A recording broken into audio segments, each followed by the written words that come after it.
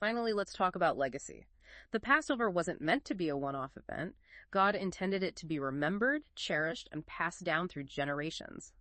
How did he make sure this incredible story of deliverance wouldn't be forgotten?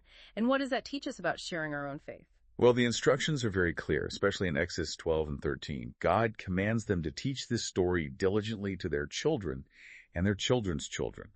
Parents are the primary teachers. It was a family responsibility. Absolutely. Yeah. And it wasn't supposed to be like a dry history lesson. The instruction was specific. When your child asks, what does this mean? The father was to say, it is because of what the Lord did for me when I came out of Egypt. For me, not just for our ancestors. Exactly. Personalize it. Make it their own story. I was there. God rescued me. This makes history come alive. It shapes identity. It builds faith. It connects each generation directly to God's saving acts. That's fascinating. So it's not just remembering facts, it's reliving the experience, making it personal. The Passover becomes a living lesson, constantly transmitted. Precisely. It's a dynamic tradition, not a static memory.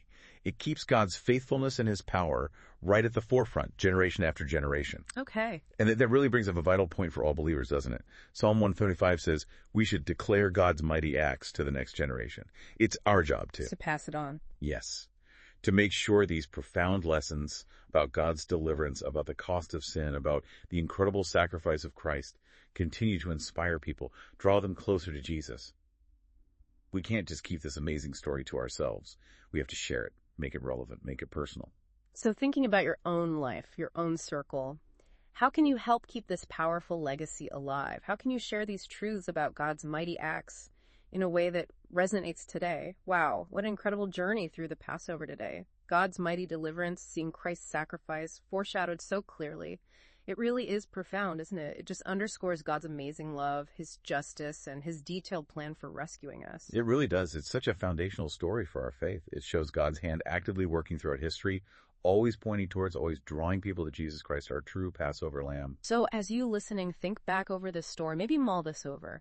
How does really grasping the Passover deepen your own appreciation for what Christ did on the cross? And maybe more personally, how does it call you to live differently, perhaps with more purity, more gratitude, more focus on living for him? We really hope this Bible Talk Insight has been inspiring, maybe given you some fresh perspectives, and ultimately drawn you a bit closer to Jesus. If you want to go deeper, we've got bonus and supplemental episodes diving into related themes. Please subscribe to Bible Talk Insight wherever you listen. Yeah, we're always exploring the Bible's wisdom, bringing in insights from scholars, all aimed at helping you grow in your faith journey. Definitely. So until next time, keep seeking truth, keep learning, and don't forget to share the good news. And hey, don't forget, we're slicing up parts of this discussion into short, shareable Facebook Reels. Perfect for a quick reminder or to easily share these powerful truths with your friends and family online. Check them out.